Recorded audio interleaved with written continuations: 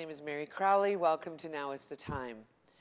You know, on today's program, I'm actually going to be showing you a clip from our new docu-series called Freedom Cry, Sex Trafficking in America. And you can see on the screen that there's a little clip of actually a graphic of this new docu-series that's going to be released very soon on a network like Netflix, Amazon. We're actually going to be pitching it to them. But, you know, it's a $32 billion a year industry. And in America alone, there's over 300,000 victims that are literally groomed every year in the United States alone. So right now I'm going to show you a clip, a 2-minute clip from the Freedom Cry first episode series of sex trafficking in America. Let's roll the clip. Then found a nice, quiet, dark spot, and I did what I needed to do and got out of the car and took the money back to him. A pimp is a trafficker. We really do not see pimps who are not traffickers. I was a master manipulator. I would sell a big dream. He told me everything that I wanted to hear. It was basically me trying to get them attached to me so that ultimately they can give me some money. And she's hoping for that love to come true in the way that she originally heard about it or heard what it would be, or maybe he sold her a dream about what it would be like. We knew it was going to be sexual acts, but he sugarcoated it so well that we didn't really know that he was a pimp. We were going to be prostituting and, you know, giving him all of our money. It's a scary thing because you're getting into somebody's car, you have no idea. You could be taken against your will at any point in time. Actually, girls have surpassed the drug trade industry in the LA gang culture. So it used to be drugs were the #1 way that they made their money, and now girls are.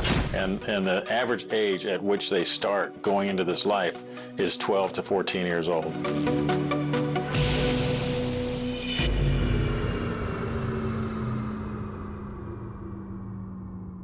Sex trafficking. A lot of people don't really want to know about it, but you know, it's right in our faces at this time in history. And it's growing every year. They estimate in California alone, there's 979,000 people out of California that are being groomed and abducted and literally enslaved to sex trafficking. And so, you know, I want to give you guys hope out there, because the reason that we're doing this docu-series is because we want people to be informed. We want people to understand how the grooming process takes place. And, you know, nowadays, everybody has one of these phones. They have a smartphone. And, you know, most of the grooming now is coming from the phones. It happens in a number of different ways, but let me tell you, I've had different people on our program, like Opal Singleton, who actually is the director and the founder of Million Kids, where literally they're trying to find 1 million kids that have been abducted and trafficked. And then you saw on that different little trailer, 2-minute trailer, Veronica Stevens, who actually I interviewed, and she goes and speaks at different schools all over, you know, California, talking about how the grooming process starts. But what they do is the grooming often starts right with your phone. You know, and oftentimes, people, you give your child a cell phone at too early of an age. According to Opal Singleton, who's actually been on my program several times, she said you should not give a child a phone until they're at least 14 years old. Now, that's pretty amazing, but a lot of times you're seeing these kids that are 8 and 9 years old having cell phones because they're actually being entertained by them. So with the video games, you know, often in these video chat rooms, you know, people are chatting online with these people that are on the gamers, and they don't even know who they are. These people will pretend that they're, you know, 14 or 15, when in essence they're older, a man, and they're trying to groom a younger, you know, child. Oftentimes it's not just girls they're after. They're also after, you know, young men as well, young boys. And so I'm going to be talking about some different scenarios today. In fact, let me give you some examples of how this can happen. You know, Opal told me a story about how one of these young girls, she was maybe 14 or 15, got into an argument with her mother. And so she goes down to the park, the girl, to blow off some steam because she was really upset and wanted to kind of just, I don't know, think and get away for a few minutes. Well, another lady came up and sat next to her, could see that she was upset. She started asking her, well, what's the matter? What's wrong? And so this girl started telling her about what happened with her mother and, some of the different, problems that had, involved that day. And the lady was listening and was very, very consoling to her and probably talked to her for quite a while. And, after about an hour or so, the woman invited, this young girl to take her to lunch. And so it seemed safe enough. And so this girl, let's just say her name is Sally, gets into the car with this woman. And the next thing, no sooner did she get in the car than two gentlemen get in the back seat. And off they went. She was being trafficked. See, it's not just being groomed through men. There's women that groom too. There's women that groom. In fact, Ashley Trevino, who's actually in my episode, The Grooming, Sex Trafficking in America, which is a half-an-hour show, Ashley is on the video and she tells me her story. She actually was living in, Los Angeles, in a suburb of Los Angeles, and she went to stay at a girlfriend's house one night. She was 14. Well, this girl decided that she wanted to go to a party and right down the street, so they snuck out of the house. They went out the window. Well, of course, that wasn't good, but, it was just right down the street. So they go into this party, and this girl was probably in another room with a boy or something, and Ashley was, standing there, and there was a really tall, good-looking guy who comes over to her and starts telling her how beautiful she was. See, that's how the grooming process starts. They start telling you what you want to hear. Now, Ashley is a very cute girl, really beautiful young girl who's 14 years old. But this guy told her everything she wanted to hear.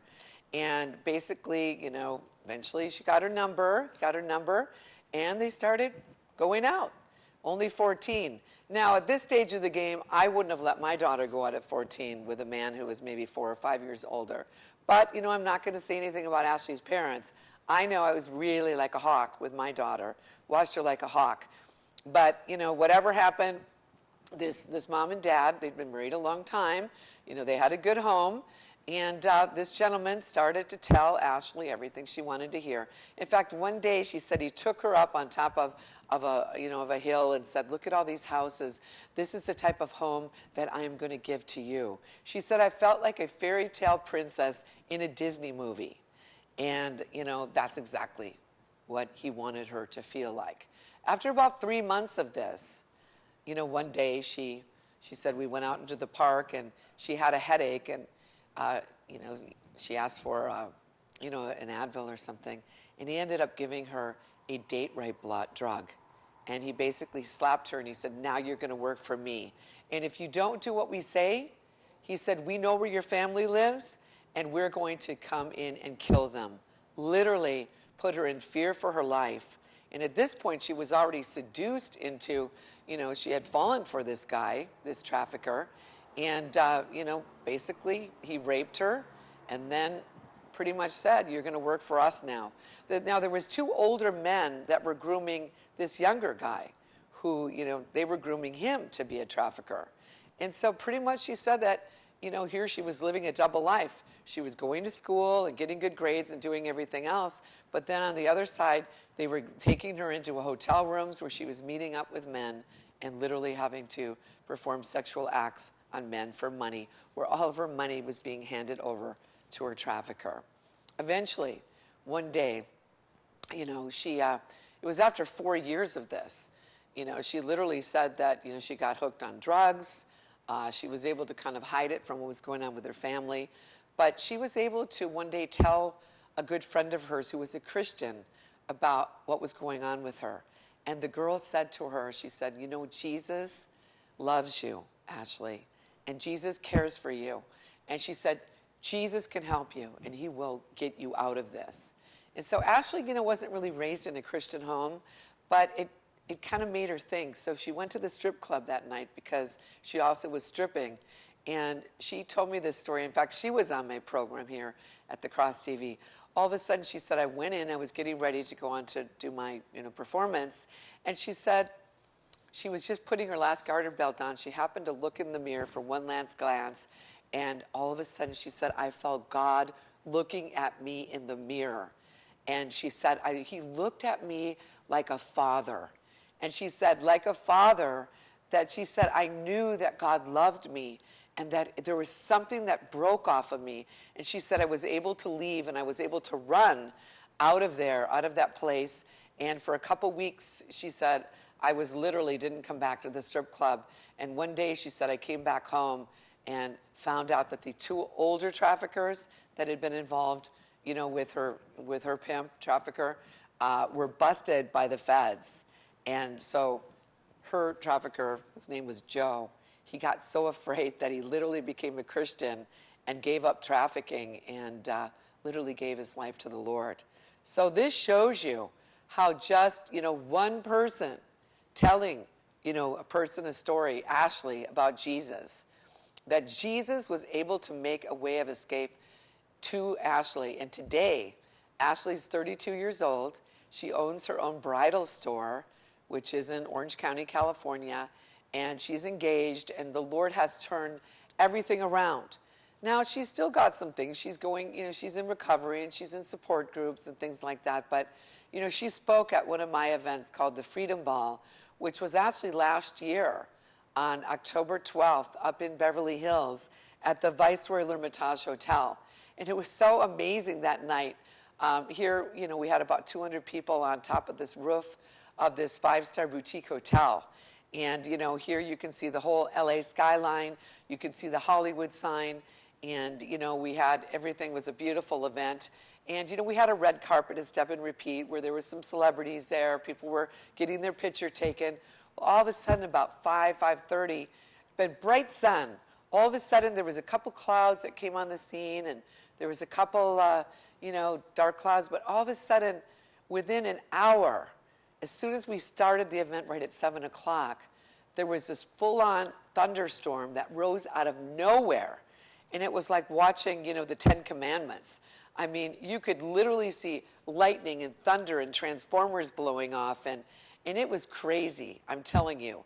It was like there was a battle between the hosts of heaven and the hosts of hell. And, I mean, on that rooftop, you know, Ashley got up, you know, an hour or two into the program, and she was in her beautiful gown, and she shared on that rooftop about her story.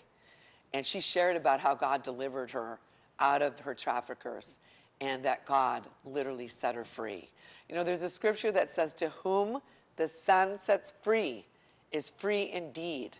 So if some of you are watching today that are being groomed or lured into trafficking, let me tell you, it's very, they lure you. It's not something that they come up to you and say, well, I'm a pimp or I'm a trafficker, and we're going to eventually lure you in, so you're going to be working for us, and so you're going to, you know, you're going to have to give us all your money. No, it's very subtle. It's very slow. It's kind of like a, you know, frog. If you put it in hot water, it's going to jump out. But if you put it in some tepid water and slowly turn up the heat, eventually that frog will get cooked and eventually die. And that's what these grooming traffickers do. They try to lure these young girls and boys into this life of seduction. They'll look for girls or boys, a lot of times that are homeless, you know, in foster care, you know, they're from single-parent families. You know, they look for girls or young boys that have low self-esteem. In fact, Veronica Stevens in the episode, The Grooming, will say that if somebody comes up to you at a mall and says to you, oh, you're so beautiful, you know, he said, what you need to do is square your shoulders back and say, thank you, and walk away. Because usually what she says is that the girl will look down and she says, oh, no, I'm not that really beautiful. And that's what they're looking for. They're looking for ones that don't have any self-esteem. And so, you know, let me tell you another story. There was a single father, and he ended up giving his daughter a smartphone because he felt bad. I mean, he was basically had custody of the daughter. And so he thought, okay, everybody has a smartphone, everybody has a cell phone, might as well give her the phone.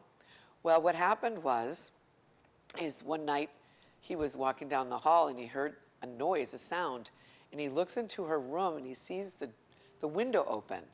And he looks out the window and he sees his daughter walking down the street with a car waiting at the end of the block.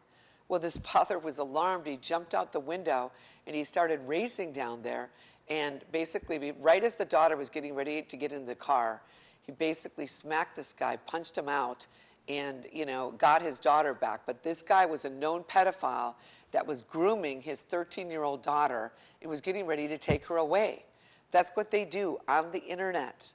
They start luring you in and start developing these conversations, and they start, you think you're in love with this person, and before you know it, you're in way over your head. Before you know it, you're trafficked.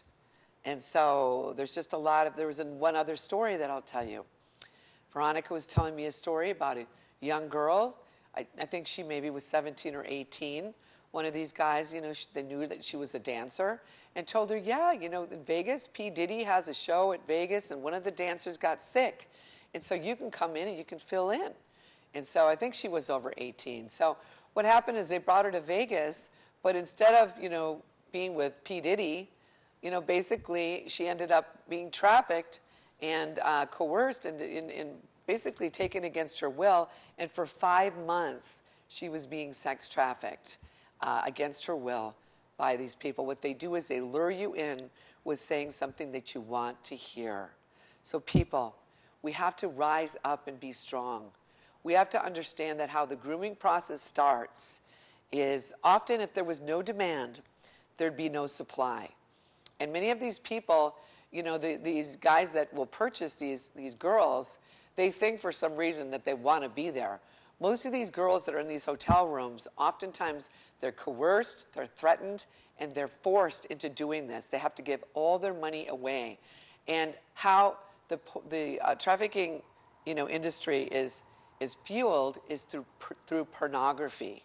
What they're trying to do is get these kids between 8 and 10 to get hooked on pornography. And so oftentimes now these links, kids will be online and a link will pop up and they don't even realize that these pornographers are trying to get young kids hooked on pornography because it stimulates the dopamine in the brain, which is highly addictive, and it basically covers the area in the brain which goal-making decisions are made from. And so I know that God is going to turn this around, and that's why, you know what, a number of us are on the front lines and we're saying no. You got to know how this thing happens, and if you know how it happens, then you can understand and be looking for it, for the signs, and your own children.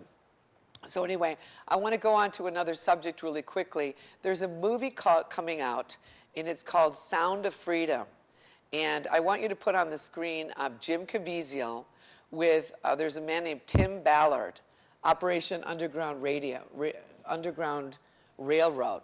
That's actually a scene from the movie that's coming out right now on the screen. But Tim Ballard, show the picture with Tim and with Jim Caviezel. There they are. Jim Caviezel, of course, is the actor that was in The Passion of the Christ. And to his right there is Tim Ballard. Tim Ballard used to be a Border Patrol agent. He was, involved with the government. And he started seeing all this trafficking that was happening on the borders. And so he decided that he needed to get involved with that. And he needed to do something about it. So actually, Glenn Beck ended up putting up $1 million where he started putting together a team of people that went into different parts of the world and into this country too, where they started to rescue these kids. And literally, Tim Ballard, the name of his organization is Operation Underground Railroad. And the movie that's coming out is called Sound of Freedom. And so it's going to be coming out in the next couple months, so be looking for that. But, I've seen some clips of the movie, but I've also seen, some of the stories that this Tim Ballard actually will go over into some of these other countries, and he'll pretend that he's going to be there to, to purchase these girls. And he was sharing one story about he was over there, I forget what island he was on, but all of a sudden he said that he saw these kids. He said these traffickers brought them all out and lined them all up, and a couple of them were crying, and, that he said that it took everything in him not to make, not to cry or not to break down or not to get angry. But they had to play, like they were the ones that were purchasing these young kids. And he said, so then they took him away. And he said that basically, he said he was going to pick a couple of them. Well, they had a sting operation in place. And so all of a sudden, all the law enforcement came in, busted up this trafficking ring. And, they went in and freed these kids. And he said as he came in, all of a sudden the people that rescued them, they thought that, that he was a guy to come to buy him. But the people that rescued these kids, they said, no, he was here to rescue you, and he just pretended to be, somebody that was here to purchase you. And so he said, I'll never forget. He said, all of a sudden I could hear them singing these songs. And he said, I saw them put their hands against the window that they were behind. And he said, I put my hand on the other side of the window. And, he said that they were rescued. He's rescued over, I think, 5,000 children around the world, including in the United States. And so God has come to set the captives free. And even as it says in Isaiah 61, that this is a time that the Lord has said is going to be good news to the poor, the opening of the prison to those who are bound. This is a season that those who are lost will now be found. So I want you who are watching, we are in the shifting. There's a new season that God will be lifting, and you're going to come into a time that you will no longer be drifting, but you will come into a season that God has says this is the greatest show on earth. And so, we're producing this content that is going to change culture because it's going to help you see exactly how they lure your young children into this, and you're going to have the tools, and you're going to understand the way that it happens, and you're going to train your kids up to know, exactly what they do. So listen, as I close out the show, I would like to, if you would like to make a donation, we still need, about $40,000 to finish the film. I do think I have, a couple of investors that are going to put up a large chunk very soon. But no matter what amount of money that you put up, we all can be involved. Anybody who gives a donation of $100 or more, I will send you my book called From Glory to Glory, One Woman's Journey of Faith. It talks about my story, about how God rescued me, not out of trafficking, but literally how I got saved and how I got into the kingdom and I started hearing his voice and doing what God had said to do. And it's including, 1996, the Lord said there's a greater move of God coming than the Jesus movement. And he said, call your organization Youth Wave, and the slogan is, be a part of the new wave. So you can go to my website at marycrouley.com. You should see the address on the screen, but it's MeRiCrouley.com and make a donation.